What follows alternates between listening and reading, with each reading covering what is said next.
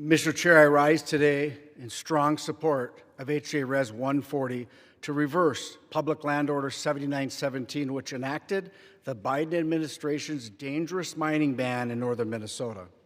The district I am proud to represent, Minnesota's 8th Congressional District, is blessed with an abundance of mineral wealth. On the Iron Range in northern Minnesota, we've been responsibly mining for 145 years. We mine the iron ore that won us 2 world wars and currently mine the taconite that is used to make 80% of this country's domestically produced steel. And before Biden's mining ban, we had the opportunity to mine the copper, the nickel, the cobalt, and other critical minerals that are necessary for this country to compete and win in the 21st century.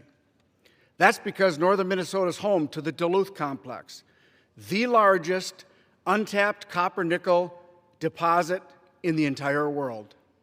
It's home to 1/3 of our country's copper reserves, 95% of our nickel reserves, 88% of our cobalt reserves, and 75% of our other platinum group metals.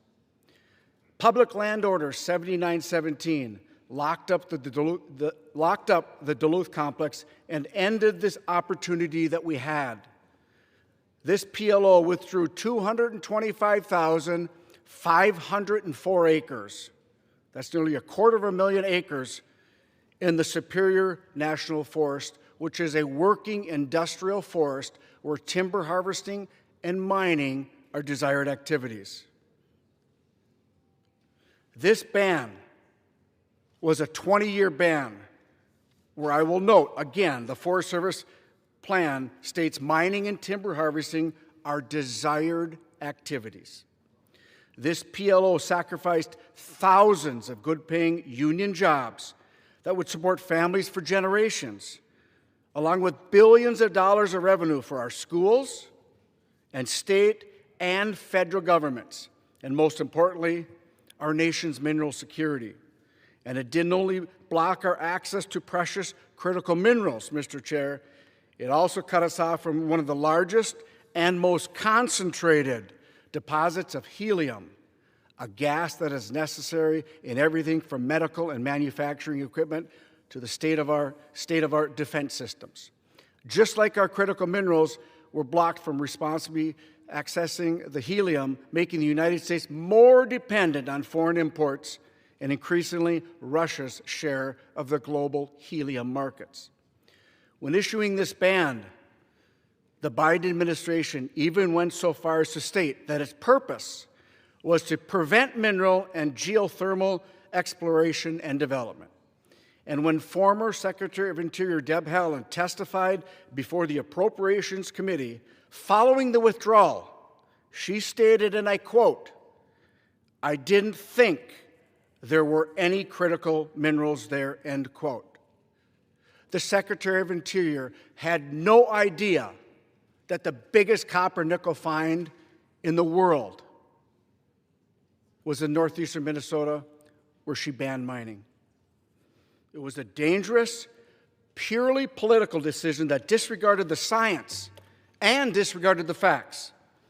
Under the Federal Lands Policy and Management Act, or FLPMA, the Department of the Interior is required to notify Congress of public land orders impacting excess of 5,000 acres. The Biden administration failed to properly transmit Public Land Order 7917 to Congress when it was finalized in January of 23.